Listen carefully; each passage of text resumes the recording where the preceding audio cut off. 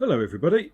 Andy here again, and welcome to another review of another Richard Lehman book, or rather, a retrospective look back. We've entered the top three now. A bit of a disclaimer: I just want to apologise for the background noise. I do these reviews and as and when I can in my free time, and I've got the tumble dryer on at the moment, so there's a bit of background noise. Apologise for that. But I also want to mention before I get started on the point of this review, or rather look back, in that I've noticed a lot of people sort of mock and ridicule the idea of horror these days, especially authors like Richard Lehman, who are products of their time. And I think that I've mentioned elsewhere that a lot of reviewers these days use million-dollar words to talk about books or films or games, and there seems to be more of a focus on trying to be incredibly and overtly critical rather than just enjoying the product and having fun with it. And we all like what we like, really, don't we? But in this case, I think an author like Richard Lehman gets a lot of stick from people who don't understand that he's a writer of his time, and horror isn't something that needs to be avant-garde. You can just enjoy horror for what it is, which is a good time, and that's all Lehman set out to be.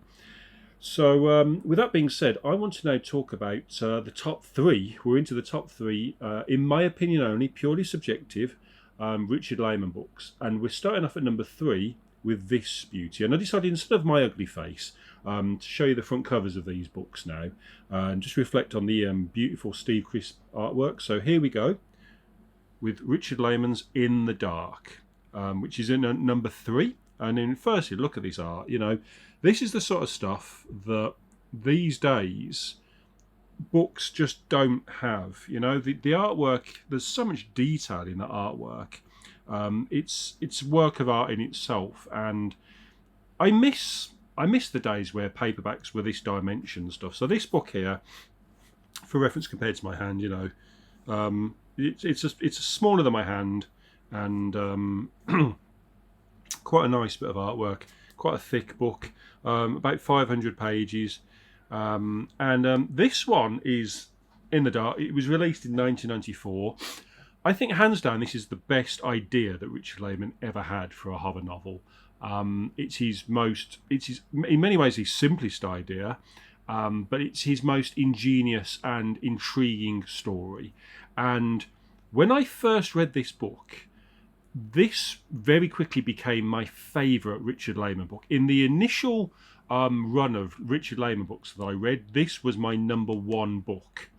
And going into these rereads, I was absolutely convinced that this was going to end up at number one as my number one favourite recommendation for Richard Lehman. So the fact that it's in at number three is a shock to me.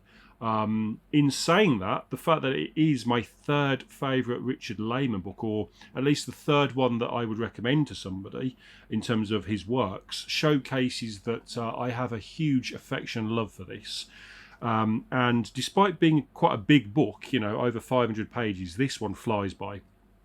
So this book is the story of a girl called Jane, and she's a librarian. And while she's at a library, she finds a note that's hidden inside a book, which tells her to do something, which leads to her receiving money, with another note telling her to do something else to receive money. And these go from very small and inconsequential acts to bigger, more drastic, immoral, illegal, violent and very dangerous things, all signed by somebody called MOG, which is Master of Games. And what starts off as a bit of harmless fun and intrigue then starts to go into a question of morality and how far are you prepared to go for money, and then starts to lead down a dangerous game of the fact that Jane ends up not being able to quit, and she's forced to play this game. So it's a brilliant idea, and like I say, I think it's Lehman's best idea, and I think conceptually this is Lehman's best book. It also helps that 80% of this as a story is Lehman's best story. It's such a fantastic read. It flows so well. It's so fast-paced.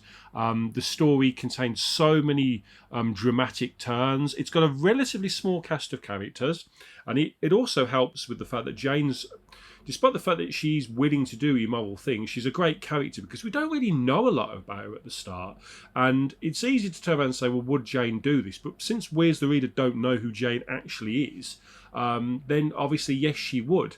But there's nobody in this book that I didn't like. You know, the characters are generally great. They behave more like real people than the majority of Layman stuff. Yes, there's still the odd bizarre act that people will do and thing that happens. It's Layman. But it's also a lot more free of the usual sort of Laymanisms, as I've coined them, that sort of permeate a lot of his other books, really. I just found that this is such a fast-paced and flowing story that I, for the most part, loved it. I think the last 20% contains a few more Laymanisms that I'd forgotten about that I'm not a big fan of. And I also think that because this story has such an epic mystery about it, who's the master of games, why is he doing this, it sets itself up for this phenomenal finale, which it never actually reaches. Despite the fact this has, in my opinion, a good end.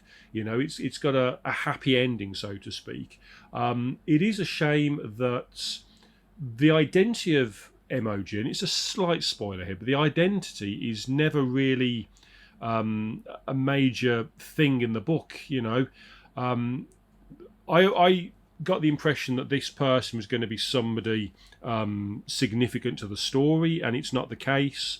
And if you're reading this for the payoff is a little bit anticlimactical in that sense. It's not about who MOG is or why they're doing it, other than because they can. It should be far more about just enjoying the ride rather than the destination. If you're prepared to accept that this is a really intriguing book with a great story, but it doesn't have, a big twist finale, and you're prepared to enjoy the fact that it just go along with the ride and enjoy the story, you're going to have a phenomenal time with this one. And just put all illusions of trying to unveil a mystery behind you. The mystery itself is just that, a mystery that, for whatever reason, Layman chose to end in the way he ends it here.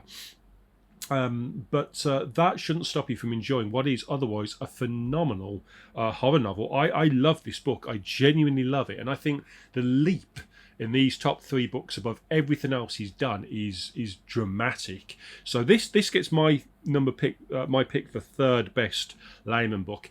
And the only reason that it is at number 3 and not number 1 is partly down to that ending, and also partly down to, on rereading, there are 2 other books that I like even more. One, I think, is arguably, in fact, no, it's not arguably at all. One is his best written book, full stop, and his best story. And one is my very favourite Layman story, and the one that I think reflects Layman as an author better than any other book.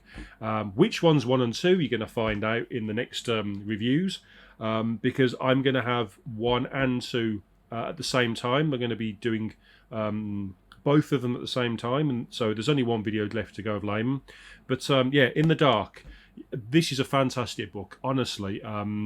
So far above almost anything else he'd written at this point, and just a classic of the genre. So In the Dark is an excellent horror novel, and my number 3.